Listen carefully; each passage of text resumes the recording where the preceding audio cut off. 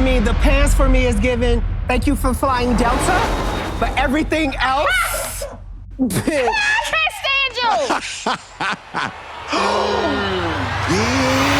I mean, the truth is the truth.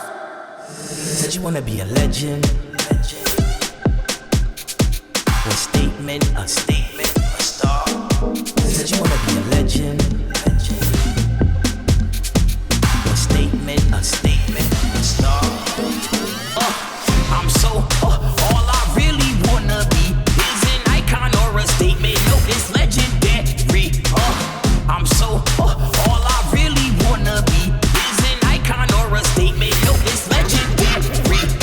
Legendary, legendary. I'm legendary, legendary. I'm legendary, legendary, legendary. Welcome back to The Let Out, a legendary podcast. I'm your host, Mikelle Street. We're now 5 episodes in to season 2 of Legendary, and we're headed to the museum. This week, houses participated in a pop art ball. Each competed in 2 categories, guest judged by Taraji P. Henson. In the first, each team put on an all-house production incorporating hip-hop. The houses of Tishi and Orichi tied for perfect scores. Tishi's performance was this really stunning Andy Warhol-inspired number with amazingly sharp choreography. The second category was a body category, which is less about having a quote-unquote perfect body and more about body confidence and charisma. Shannon Balenciaga twerked her way to victory in a surprisingly sheer dress while showing all of that and more. At the end of the night, the House of Balenciaga secured the Superior House trophy thanks in no small part to Shannon's twerking, and it was sadly the House of Icon that was sent home. Ballroom is here. The House of Icon is independent, Confident. Original. notorious. and we're legendary. Hey, Jamil. Hello, hello. Hey, Kylie, how are you? Hey, Kylie Kat in the house. Thanks for having us. Thanks for coming. So I am really, really excited to talk to you both about your time on the show. And it's actually interesting because sort of going into this episode, you guys seemed a little frustrated. And so I just wanted to hear a little bit about sort of what you guys were thinking about and going through when you were going into it. Kylie Kat, ladies first. You always want to put me out there. I got the ladies first. All right, Daddy. Well, going out into the competition, I really didn't know what to expect. Mm-hmm. I really thought it was going to be like, normal ballroom and, we could just go out there and, do our shit. But getting there, you notice everything counts. Every hand movement counts. Every pose with your team member counts. You got to know different people's weaknesses and strengths to work them together. So it was a lot. It was a lot of hard work. It was a lot of long late nights. It was a lot of arguments. It was a lot of loving. It was a lot of everything. But it all came out and we made a good show. Yeah, you sort of talked about it being this sort of team thing, but also I guess it's sort of like this ongoing thing, right? So it's, I think at the beginning, Ziggy was her name, was saying when you guys were coming into the episode, you would do a performance, feel like you did well, and then you get these critiques and you're sort of it sort of breeds this frustration. And so I was wondering a little bit about that. We thought our performance was going to be so hard hitting because we made sure we did everything. Mm-hmm. We made sure we hit every element. We made sure we showed different personalities. We tried to really give a grand performance. And then when we got up there and they gave us our scores and I was just listening huh? I don't discredit any other houses, but when you seen some other performances and they got certain scores, I'm just but you gave us a 6? Right. Yeah. So it's just we came harder the next time and it is what it is. So it's actually interesting because you guys had these frustrations coming to this episode, but, that first performance, you got your best critiques of the season, right? When we got sent home, I think we did. Right. You guys got no negative critiques. That was the gag factor because I'm first we opened the show, 1, and then 2, we got such good scores and critiques. So for us, when we wasn't even in the bottom, I was just gagging. I'm damn, it's really fair game at this point because we got 110 and all 9s and we still ended up in the bottom. How the fuck? I felt like by that time, we was going against a lot of great houses. And the great houses we was going against, they was already producing great work. We was going up and coming down, going up and coming down. By the time we actually did good, it was too late. To be honest, we should have kept that energy up, up, up, up. Ours was up, down, like a roller coaster. So by the time we actually got a chance to get them, it was all right. If we reached the bottom a third time, I knew we was going to go home. I watched it twice and I was like, no, you guys got the best critiques you guys have ever gotten. And We performed the best too. for sure. I feel like we had more fun with that performance. Right. We had way more fun. Every other episode, we took it so serious. It was to the heart, like practice, hit the beats. Last episode, we just said, you know what? Let's just have fun and enjoy the moment. That's when it felt more amazing. And you know what's crazy that you just said that, Daddy? Because Leomi just said something on Instagram about a lot of people forget in performances to have fun. And I feel like that's what we did in the beginning. We forgot to have fun with it. We went out there too strong, wanting to be too perfect. And we wasn't just being ourselves and letting us just flow out. I feel like we had a lot of pressure over top of us. I feel like, one, they didn't expect the House of Icon to be considered to be on the show. Definitely. Two, as a team where they see members, maybe have walked, they haven't seen them in a while. So they're like, well, what are they going to produce? You know, who are they? Why should we go up for them? So we already was like, I would say the underdogs. We already was the house that, let's send them home first. They're the ones that are not going to produce. So I felt more weight over top of me. In other houses, I feel like they knew that too. Like, let's pick the icons off. So every time we would come and bring it, and we didn't get sent home, it was a gagger for them to realize that we're not as weak that y'all think we are. See, my main nerves, I didn't even think of like that. My main nerves was just the fact knowing that we about to be on fucking television all around the world.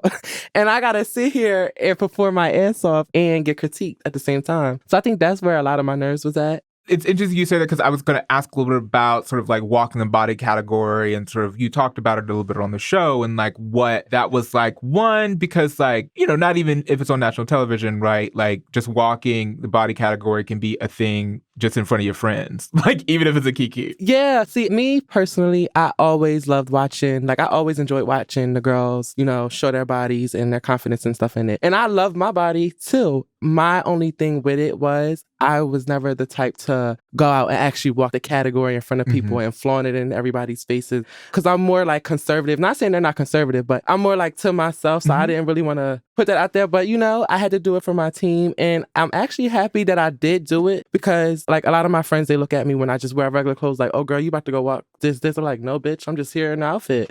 Like, what are you talking about? So, you know, and then my house, they also gave me a lot of confidence on the show to walk the house. They even got a bitch crying. And I kept telling them hoes I wasn't going to cry on the show. And also Tanisha, she was so great. I think she set me up because she really brought the tears out of me when she pulled me aside and had a side one-on-one conversation about why I was so nervous to walk in the category. And I just told her, like, you know, when I was younger, I got bullied a lot for being, you know, heavy-weighted, even though that's not the body I have now. Like I was way bigger before. It's just that just stuck with me over the years of being bullied and picked on. And I just never liked it. But now that I did it and I'm like excited because I can't wait to see it. Did it give you enough confidence to walk it like at a ball for real, like outside of the show? I think I would. I mean, I did walk sex appeal at a ball before, but that's because one of my friends literally pulled me out and I had on heels, so I couldn't really like fight my way back. And I was out there, so I can't be pussy, but you know. Okay. So I just did it and I actually won. So it was a surprise. So I think I could get out there and, you know, shake up the table. So you guys talked a little bit about like that last performance. You guys were just having fun and, you know, the judges, they kept commenting on the energy of the house and how connected you guys were. And I just wanted you guys to talk about sort of how you cultivated that within the group that was on the show. Honestly, for me, I'm a full believer of faith and manifestation, allowing the universe works and the needs of my desires. And I really feel like God created this team for us to merge together. We mesh, and our mesh allowed us to keep our family tight. No matter if we argue, we couldn't get together during practice, we might have messed up. That love that we generally have for each other, that's what allowed us to get so far in the show. And I think that's what the producers seen. I think that's what people felt from us. The fact that we didn't give up on each other. Yes, we had attitudes and yes, we did argue because it's life. Ain't nothing perfect. Nothing's going to be handed it to you. But at the end of the day, we had love and respect for each other that allowed us to walk away, take a moment, and then come back together and say, hey, yo, what? We made it. And let's keep pushing. It's so crazy because, like I told you, I used to watch your clips growing up in ballroom back in my Butch Queenbook Femme days, you know, back then. You were one of the Butch Queenbook Femmes I used to always watch. So to be in the house and working with you on a show was like amazing for me. It's like, okay, that's one of my childhood ballroom things. Like to you, Leomi, like so many people, Tati, freaking Otoro, just so many people I was on a show with that I actually looked up to in ballroom. It's like, damn, I'm on this platform with these bitches. And even now, like people will see us now and wouldn't even expect that I didn't know you and Sakori before the show happened. Yeah, no, that you guys seem like you guys have all known each other forever. All we had was to rely on each other. Yeah. And it's dope. It's a dope feeling. Can both of you sort of tell me about one of your favorite moments on the show? My favorite moment, honestly, was the last episode when we got a chance to open up the show and every judge said something positive about us. Mm-hmm. We didn't have no negative feedback. And I feel like the hard work that we put in from the following week that was so rough for us mentally finally paid off. No matter if we got sent home or not, I went home with my head up knowing that we did our best work that we could possibly do. We went home with a great performance. We didn't go home with a bad performance or Yes. bad critiques. We went home winners at the end of the day. And I wasn't in no suit because every other episode I was in a suit. That's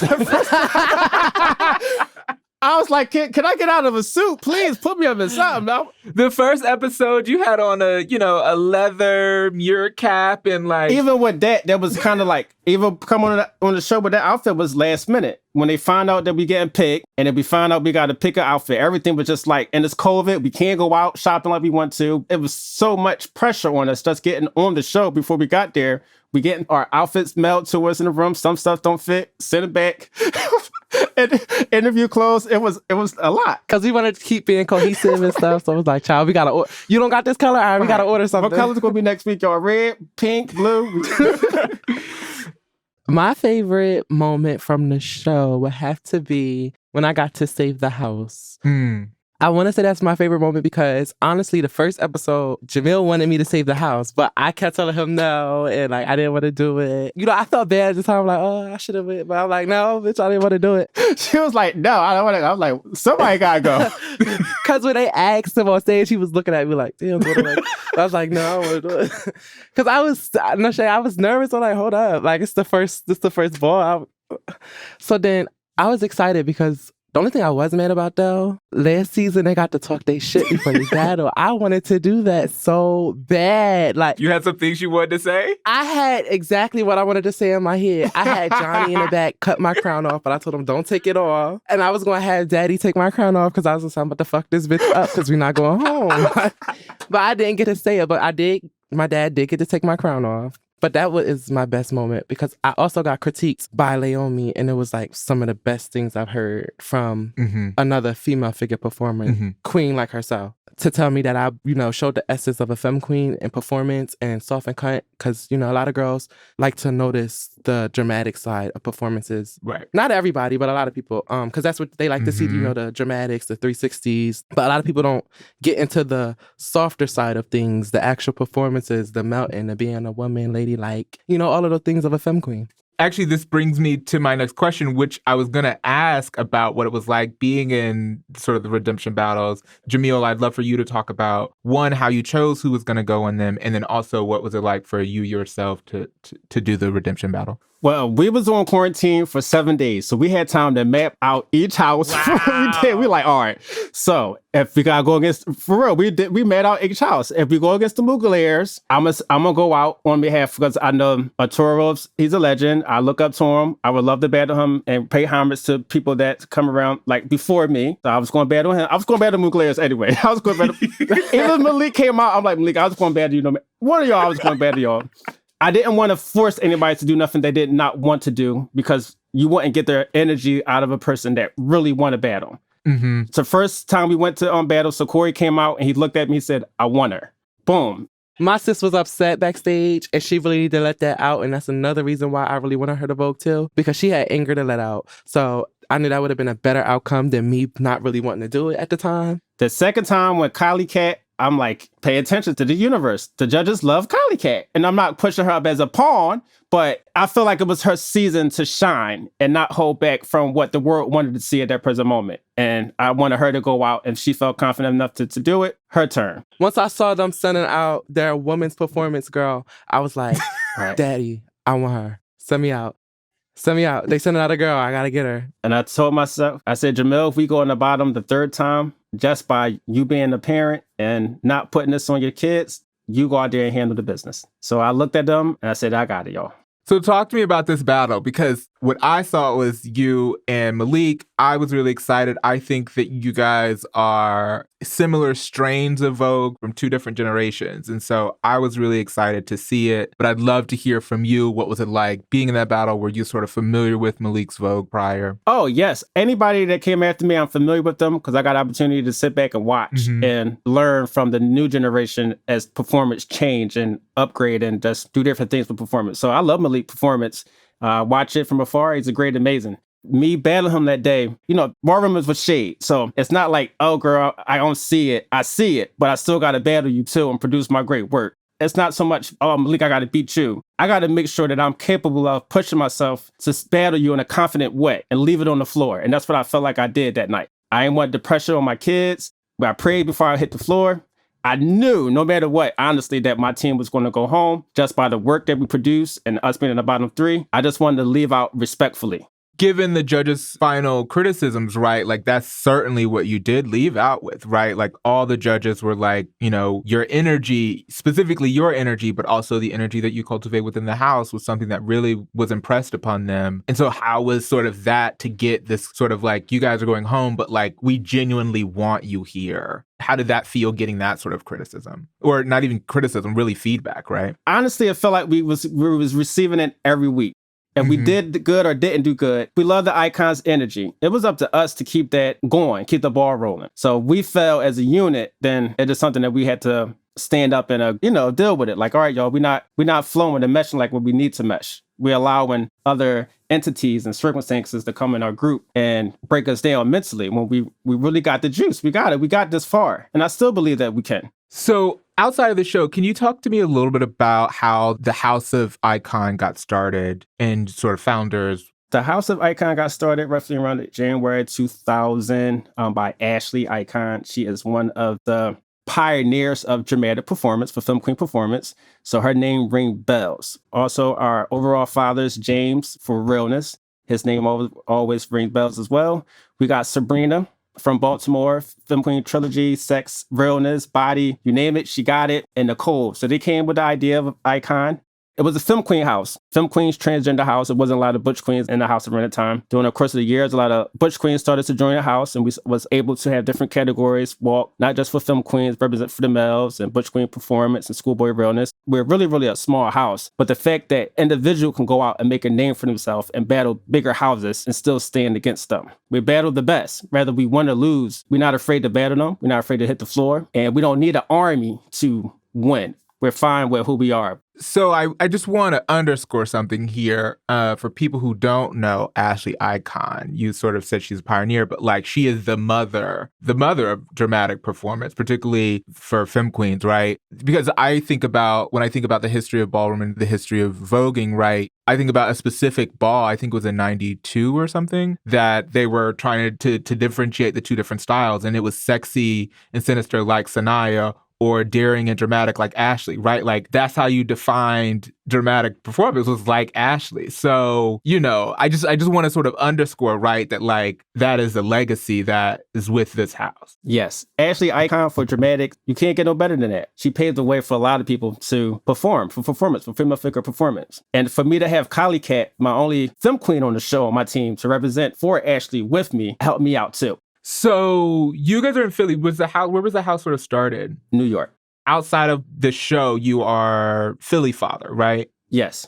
So can you talk to me a little bit about how you came to the House of Icon? See, Ashley is actually my aunt. My gay father name was Dante. They were brothers and sisters. Rest in soul, he's passed away. But he introduced me to Ashley. Mm-hmm. I'm in ballroom. I'm kind of like, I'm quiet. I'm shy. I joined larger houses that I still felt like I wasn't a part of their family, like it felt cliquish.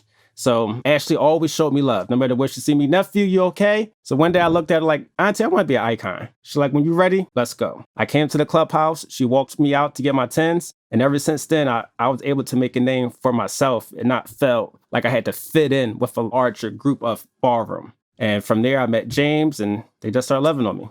Do you remember what year that was? I became an icon, I want to say 2005. But you started ballroom young, right? Yeah, I started ballroom like 2002. I was walking Schoolboy Realness first. I was a Prestige. I went to the House of Prodigy when they first opened up. Then I was Realness with a Twist for them. They didn't want me to walk Butch Queen Vogue film, so I left and walked Butch Queen Vogue film under another house. And then I came back to Prodigy for a little while, only because I wanted to find my own lane for somebody to tell me what to do and not to do.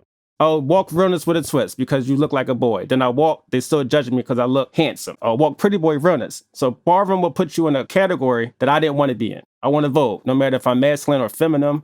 If I'm 6'4" or 5'2", that's what I want to do. And Icon allowed me to do that and create a lane for myself. I did want to ask, what does voguing and performance do for you, Jamil? I will say here that like I used to watch your clips all the time. I love your style of performance. But I'm interested, having heard these things and having even heard you say like you're actually quite shy in person and in real life off the floor. I'm wondering what voguing and performance does for you. It allowed me to take the person, it allows me to open up and just live a little. It allows me to live in a moment where I don't feel like people are judging me. I'm having fun. I'm enjoying myself. And it just is a freeing experience. It's weird because like choreography dancing, I can't catch it. I have 2 left feet.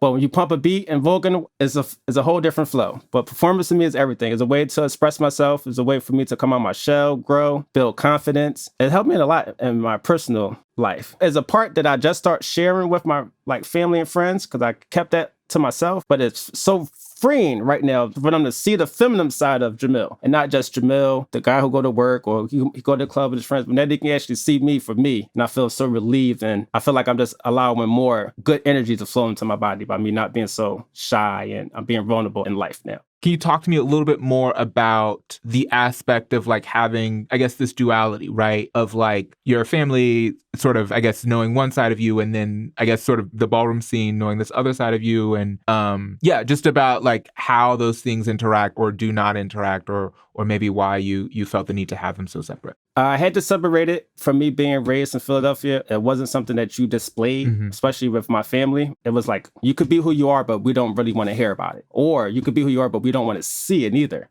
So it's like, okay, you don't want to see it. So I got to dress a certain way. You don't want to hear about it. So I can't bring my life around you. So now I gotta have all these different layers just to be myself. As I got older, I'm like, I have layers, but why am I covering it for you or holding it for you or bagging it for you when it's my life and it's making me not fully grow? It's like I'm putting all this energy in the bottle, closing the bottle up and just cracking it here and there. It'll hold you back in life. I feel like an individual, you have to be your full, authentic self, no matter if somebody accepts you or not. Because as soon as you start accepting yourself, I feel that's when the magic starts to happen. Do you think that ballroom and voguing and performance helped you get to that point? Yes, most definitely. When you run across people who generally want to see you win, and sometimes people see a house as 100 people, they all want to see me win. But for me, it just took one person that wanted to love me in an intimate way without touching on me. You know what I'm saying? Like, I want to be intimate with you without being intimate with you. And that's what made me grow and allowed me to meet other people in ballroom. Whether I'm quiet or shy or not, I know they can feel me. I know when I met Kylie, she might didn't know me that much, but at least she can feel that I'm genuine. I'm not coming off as mildest and what maybe people get from ballroom. They get a lot of, oh, I'm not going to balls. They shady. They read me. They talk about me. At least I know I'm not displaying or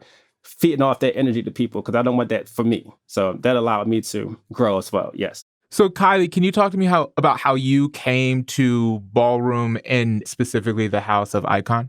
The way I came into ballroom exactly is I had this friend from a long time ago. I didn't know shit about ballroom. Nothing about trans women. I didn't know about trans men. I didn't know about even a butch queen, Vogue femme, or none of that. Because in Delaware, we don't have, all of the LGBTQ organizations and the hormone doctors. We actually just got a hormone doctor, but we didn't have all of the stuff like a lot of states sponsor. We didn't have balls and stuff down here. It's just ghetto. So, yes, I'm honored. But no, my friend said, okay, we're gonna go out one night. So we went out. She said it was a club. It was actually the Breakfast Club, First Friday, in Philadelphia. My first time ever. So we went. It was just the club part. It's dark, music blasting, everybody's drinking, whatever. So then out of nowhere, the lights come on and, a beat start going. So I'm just confused. I don't know what's going on.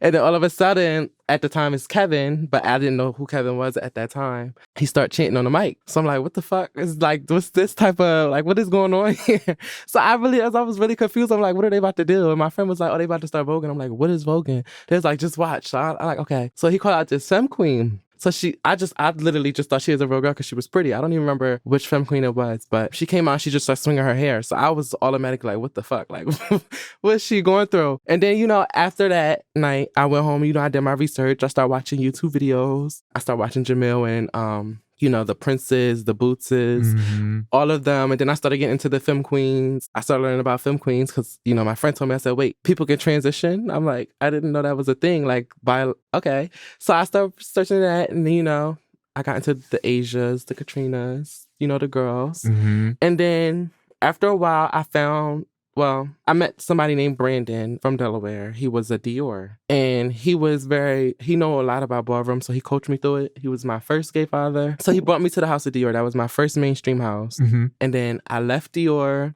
I got away from mainstream ballroom because I don't even know why, honestly. Oh, I lost sight with the people in Dior, so I just got away from mainstream. And then the Kiki scene came about, and I got into that. And then somehow I got back into mainstream and start walking. And then I ended up becoming an Aga, a Balenciaga, for those who don't know. Balenciaga, Aga.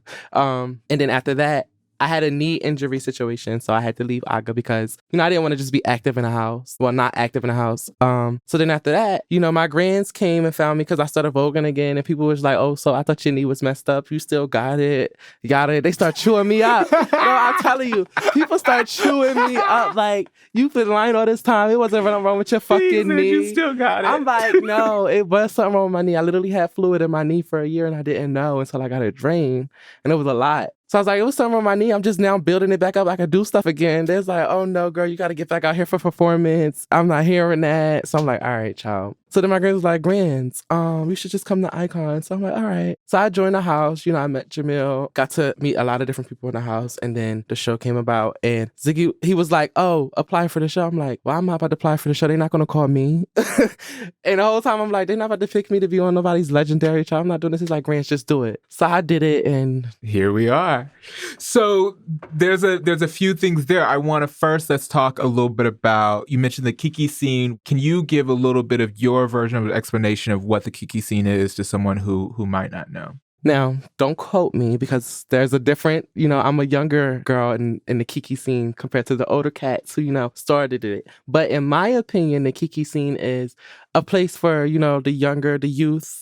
Not even just the youth, but mostly the youth and, the other ones that want to get out there to have fun. It's like a lower scale mainstream ballroom. It's not so intense. It's not so making sure this is on point, that is on point. It's more so having fun, creativity, silly stuff, like stuff you wouldn't think to do in a mainstream ball wouldn't do, like, oh, come Vogue and toilet paper. Just literally a kiki of it all. And I think it's a place where, people can come and try out different categories they never thought they could walk or see if they're even good at it. Because I know I was always just a performance girl until I got into kiki. And look, Icon pushed me to do it on TV. That's basically the definition I know it of, that it sort of started originally for the youngest members of the community, and then it began to expand outside of that, and older people were joining as well, but that it was, historically, it was in venues that could allow people who were under 21, right? So it was a little bit earlier, and, it was a lot of times sort of connected to various programs that could help at-risk youth. But, it has become really another version of mainstream with like as many houses. No, it really has. It's become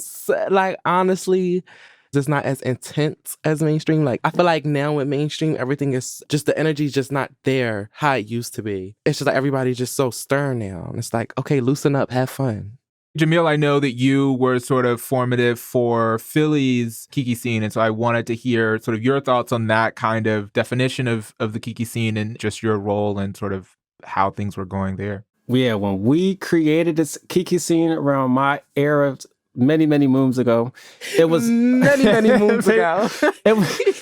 But it was a lot of reasons. One of the main reasons was a lot of my friends was in different houses. So this was able for us to join a house without me leaving my house and them leaving their house. So if I had friends in Prodigies and Milans, we could be under one roof. And since we was a younger generation, there was our way of practicing and battling with each other to make us better for mainstream. So around that time, we was actually building our stamina up and building our confidence up for us to walk big balls. I'm gonna be honest, some people, in my opinion, who may have not maybe last long in mainstream found the lane in kiki stream as well for them to be a leader and run it, which is okay.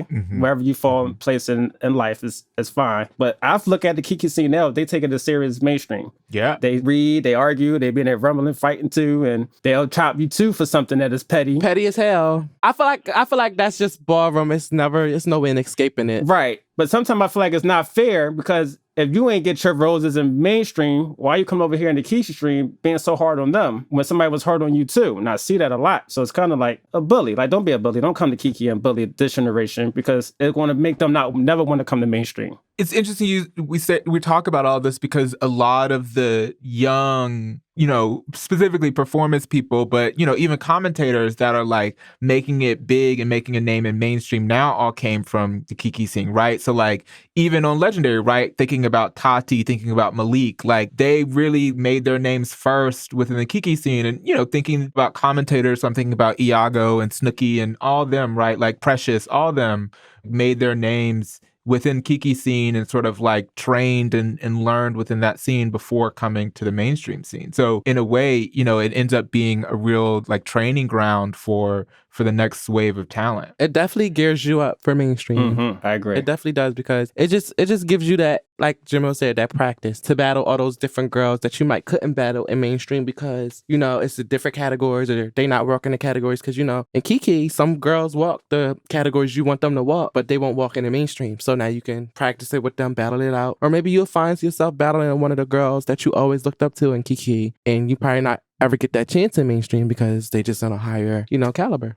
You also mentioned Philly when you were sort of saying how you got in, and Jamil, I know you're from Philly, but you were talking about the Clubhouse, which is a big space in Philly, and you were talking about Kevin, who is, a massive name within Ballroom. They called him the voice of Philly for a while. I consider Kevin really to be the voice of Ballroom at this point. But I know that like there is, a lot of stuff going on in Philly and coming from Philly. But I think that outside of the scene, people don't know, and even sometimes within the scene, people don't know how important Philly is within the history of Ballroom, right? Like it was really the second city of Ballroom. And I didn't know if you sort of knew much about that or could speak to a little bit of the influence of Philly on the scene in general. And, even this season of Legendary, right, there's a lot of people from Philly specifically. Yeah, this season, there is way more people from Philadelphia, which is amazing. From my understanding and my knowing of Ballroom, Philadelphia is the second city that Ballroom was introduced to. I know that we used from during Corin Awards Ball, from her being introduced to Philadelphia, and also Iranian Prestige taking over and being the mayor of Philadelphia to keep Ballroom history going for us too as well. So for me, traveling from New York to Philadelphia, I had the experience, I think, get like the raw Ballroom, like the real deal, the clubhouses, the latex balls, the escalatas. So yeah, it's amazing for me from being in Philadelphia and had that experience of Ballroom being so rich and pure here. And people might not know that, but yes, Ballroom is definitely in Philadelphia blood. I wanted to ask about, like, you had this moment with Laomi where she talks about sort of you guys being of the same era, coming up in the same era in Ballroom. And so I wanted to see if you could sort of talk to me about one of your favorite moments from the scene. You're a legend now, so obviously I know that you have definitely had quite a few. But if you had one moment that you can either say that was, indicative of your style of performance or really cemented your legacy or anything like that, I'd love to have you sort of break a moment down for us. A moment for me that I will never forget. It was 2008 at the Philadelphia Awards Ball. The category was Butch Queen Vote Film, and they wanted us to bring it as jesters. I was nervous. I was just branching off from leaving Runners with a Twist to being a solid Butch Queen Vote Film. I came out and I didn't think about nothing but performance. That night, it was me, another rest in his soul, Cassandra. Cassandra was running through the girls. I was running through the girls. I thought at the end of the battle, it was going to be me and him. Somebody like a Chanel set him. I set the Chanel. I won. Overall, I feel like it was Cassandra night by his energy, but I feel like it was my time to win because I was so graceful and light on my feet. So I feel like two people can have a night at one night. You could be that. You could turn it all night and don't win. Yeah. And you could turn it and still win, and somebody else will turn it with you. So it's kind of like hand in hand. So for me, winning my own city ball for Worst Ball allowed people to, I got one more moment. So it was the Prodigy Ball. They wanted the Butch Queens to come to the ball with the name of the person that you did not see. Mind you, I didn't even come to the ball, but my name was on half them girls' shirts that night. Even Kevin, the one that we commentate, and even her too. So just the knowing that people didn't see it but seen it allowed my name to ring bells. Like, it is what it is. I'm not considering myself the softest person or the cuntiest person, but I'm confident and I will give you a run for your money. And at the end of the day, I'm going to always leave it on the floor. That's what separates me from them. You mentioned Realness with the twist and also going from Realness with a twist to Butch Greenville Femme. First, can you give us a little bit of an explanation of what Realness with a twist is? And then I would actually like for you to explain sort of moving from one to the other, right? And what that difference is and why you made that switch. Realness with a twist is pretty much they're judging you on your appearance of looking like a masculine male. Are you clockable? Are you spookable? Do you look like you want to rob somebody? Do you like you sell drugs?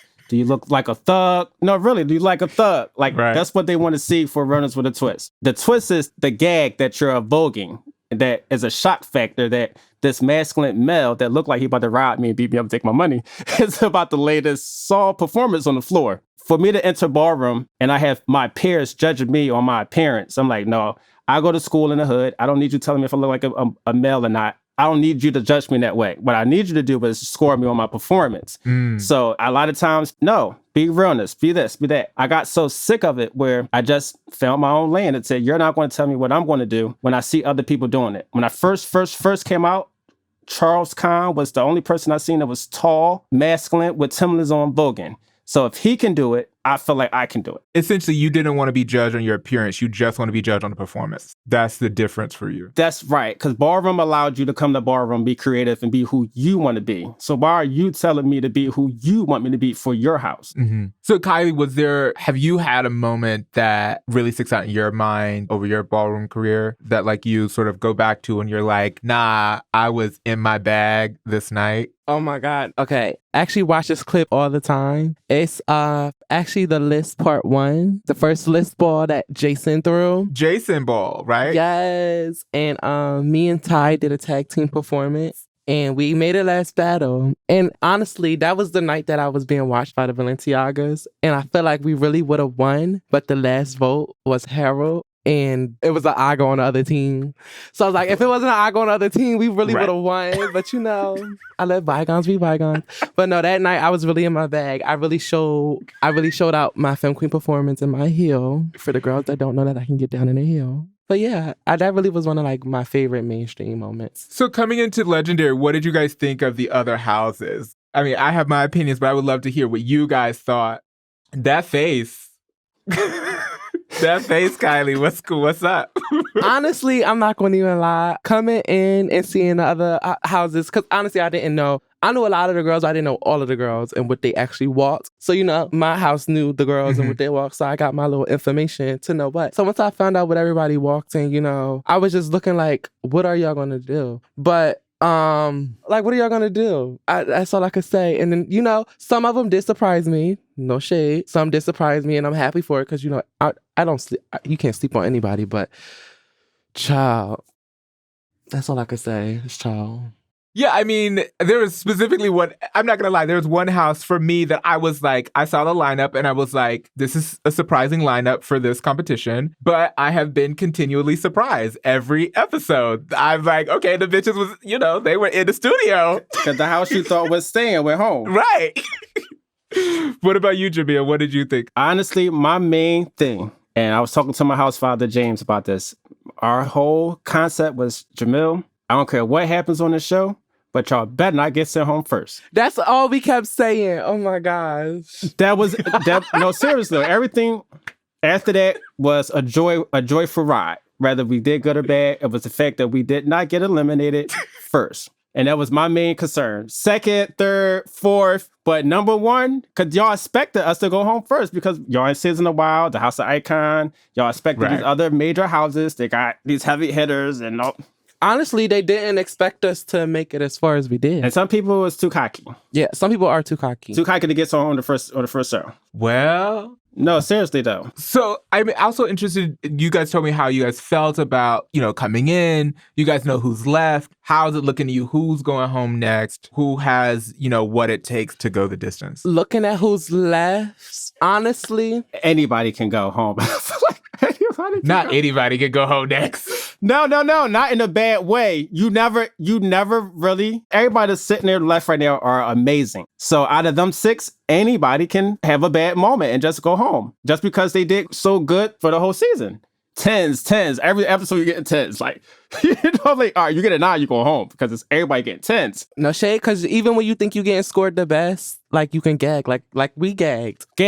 We got scored the highest we ever got scored, and we still gagged. Right, yeah. So it's just like, but I really feel like the House of Tishi is going to take it. The House of Tishi is fly. I definitely give it to them. No lie. The Tishis carry every fucking week. Okay, but let's talk about that Warhol performance because they fucking went off. Mm-hmm. Oh my God. With the boxes? Oh my God. The looks was fab. The looks so fab. Fab, creative, high. Everything. And then the 7 Deadly Sins, Gia, you bitch. Gia, you bitch for being up there selling it like that. I was scared watching it, but it looked so fab. Oh my God. Yeah, it's not that easy too. And then you got these judges staring you down. Let me tell y'all something. Law will smile in your face the whole performance. And when they ask that man his motherfucking score, he will chew you alive and say he did not like it. You will sit there and think you about to get the best score from Law, honey, and he will eat you down. Don't let that face fool you. He got that smile, but baby, it's crooked. But no, I loved Law. I did love Law, though. So my last question, what do you guys hope Legendary in season 2 does for the scene? I hope season 2 helps people who still may not understand ballroom understand it a little further. I hope Legendary opens up more doors for more people in the scene, not even just with the show on Legendary, but just maybe other things happening, like maybe other podcasts is happening just for ballroom or anything. Any other talk shows or anything could just open up just for the ballroom community. So hopefully Legendary does that for them. I would love, and I'm going to speak this to existence, I would hope Legendary is able to be picked up for a 3rd season for more opportunities for other houses that is new or old that want to come on the show. So they can have an opportunity for season 4 where they can have all-stars and then call me back so I can get my redemption. Listen, I'm just saying, all-stars, you never know. Throw me with some people that y'all think is hot, let America vote on it, and then bam, with a whole different group.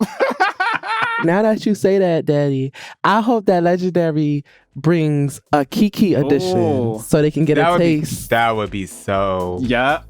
Anyways, thank you guys so much for coming on the show. I will hope to talk to you again soon, and we'll likely see you at a ball this year after the world opens back. Yes. Thank you so much for coming on the show. Thank you so much, Mikelle. Thanks for having us. Bye. Bye-bye. Many thanks to the Philadelphia daddy, Father Jamil Icon, and the Kiki Femme Queen performance diva, Kylie Kat Icon. The House of Icon love was so real that we all could feel it.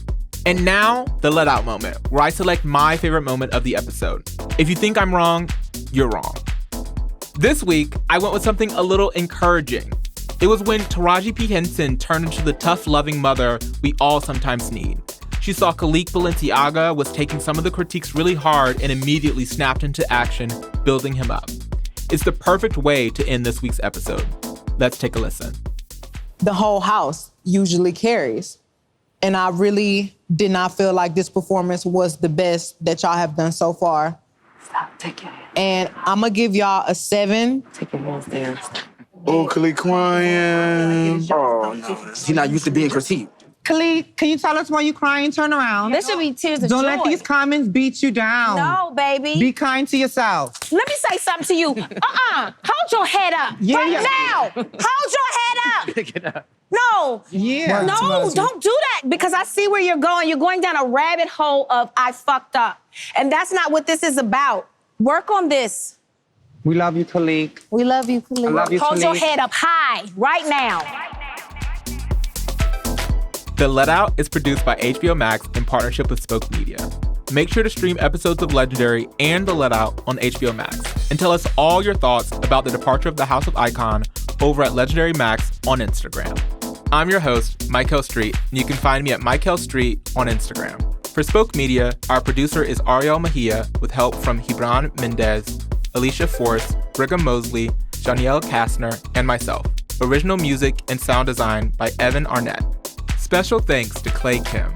Executive producers are Aaliyah Tavakolian and Keith Reynolds. See you next time.